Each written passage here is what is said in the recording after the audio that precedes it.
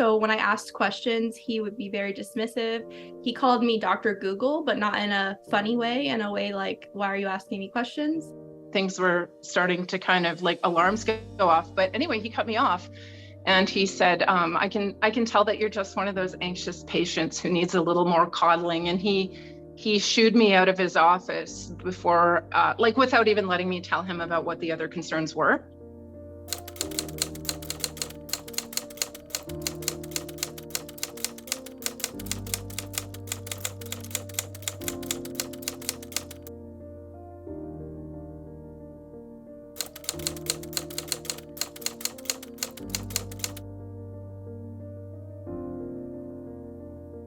My first oncologist, it was not fate.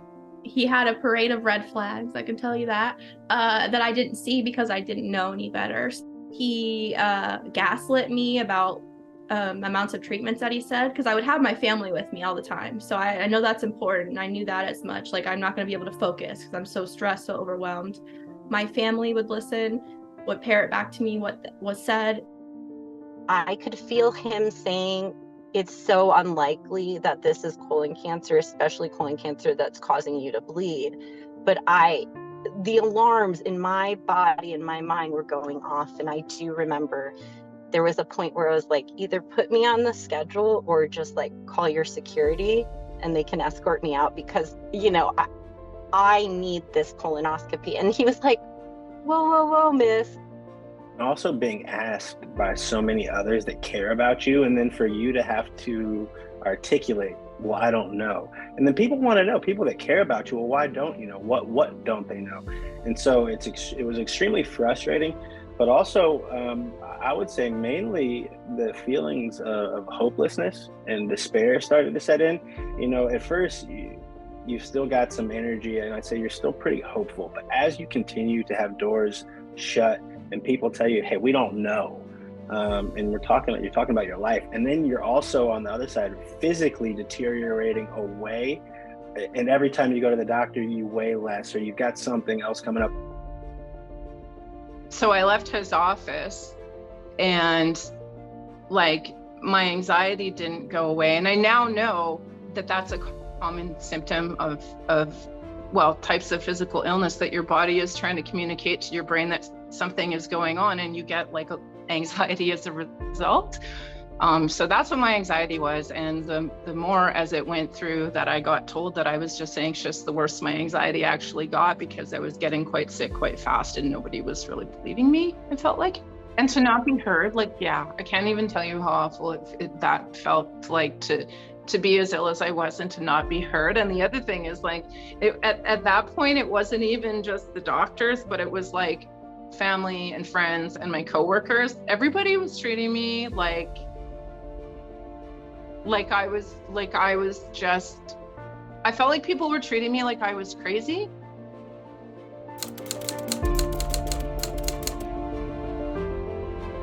So then I went to a family clinic, and I saw a very nice doctor. And something else I'll never forget is one of the nurses who brought me back, she said to me, if you don't find your answer here, you know your body best. Keep searching. And I'll never forget that. I wish I remembered her name at the time, because I would go back and just say thank you.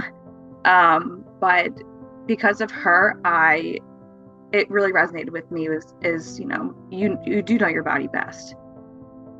You know, my doctor, I had asked about the bone marrow biopsy because that girl who I spoke to told me it was very painful. And so I said, you know, is there a way to do it when I'm under, or I wasn't under, but I was sedated for a port placement. So it could have easily been done at the same time and saved me a lot of heartache. And the oncologist said, it's really not that big of a deal. Like, honestly, I do them in the office all the time. Like, if you really insist upon it. So very dismissive, very just like, if I do this, I'm stupid. So I said, okay, well, I guess I won't do it. You know, because very much, and also as a woman, you try to say, okay, and shrink down, and you're young, and you are the patient, and this is the doctor, and he's been around forever, and you don't know anything. I don't know anything about Hodgkin's. So I just shrunk down and I said, okay, well, let me just tell you, I left in a wheelchair out of that bone marrow biopsy.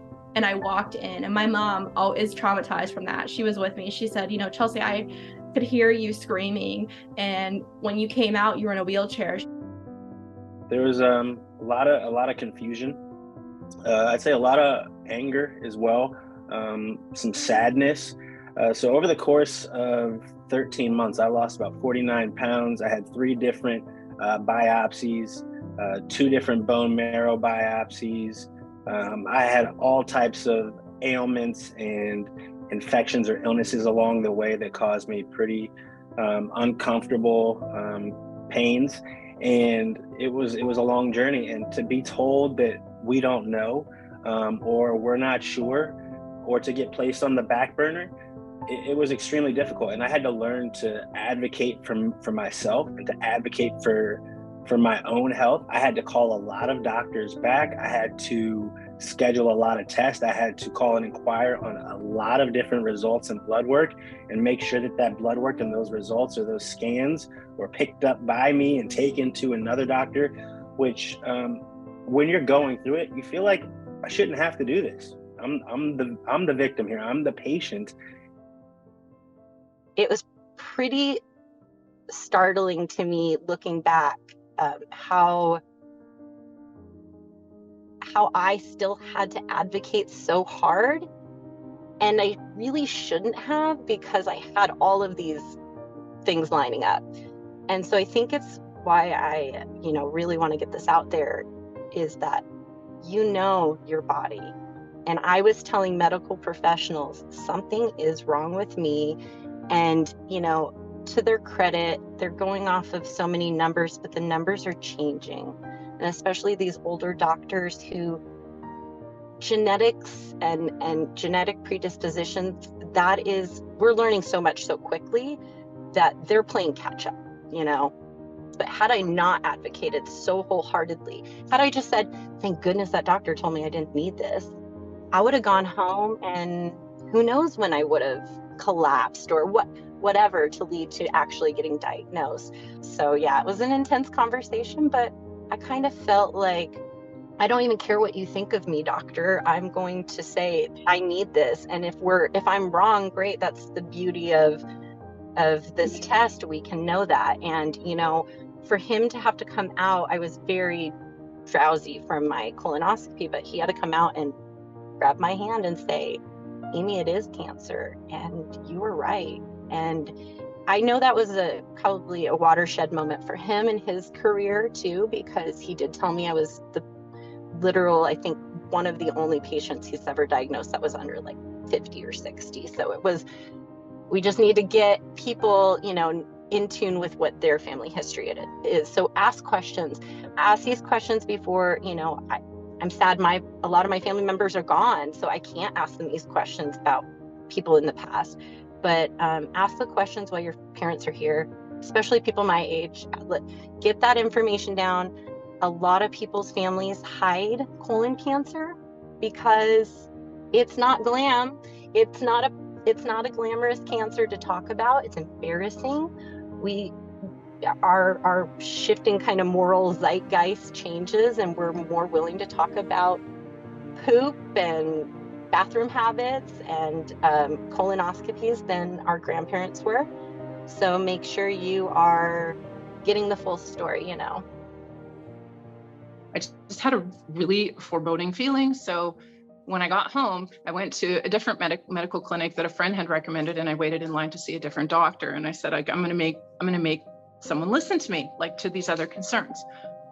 And so I saw the doctor that day, a new guy who turned out to be wonderful, like one of my biggest advocates. And he did an actual, like I told him about, I said, yes, I have some anxiety, but I also have all these physical symptoms. And this previous doctor didn't listen to me, and like, something's wrong. And so he did a physical exam, and he said, well, you don't just have a swollen lymph node under your arm, like you have them all over. And his face looked alarmed. And he'd allowed me to tell him about the rashes and all the other stuff. And he said, okay, we'll order some additional blood tests that weren't done before. And they were for like autoimmune illness and different sorts of things. And then he said, I'm going to send you to urgent medical assessment.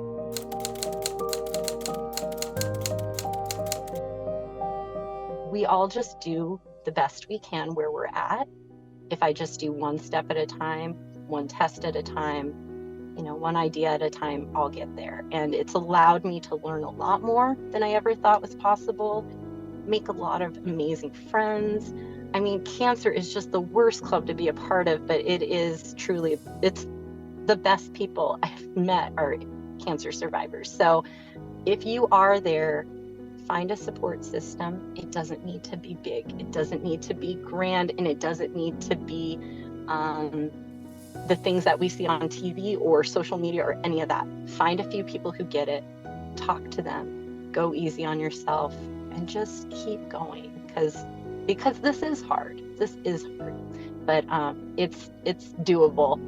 Life is worth living. I definitely think that anybody listening, you need to be actively taking care of your mental health during treatment and after. It's not a one-time thing. It's a constant struggle.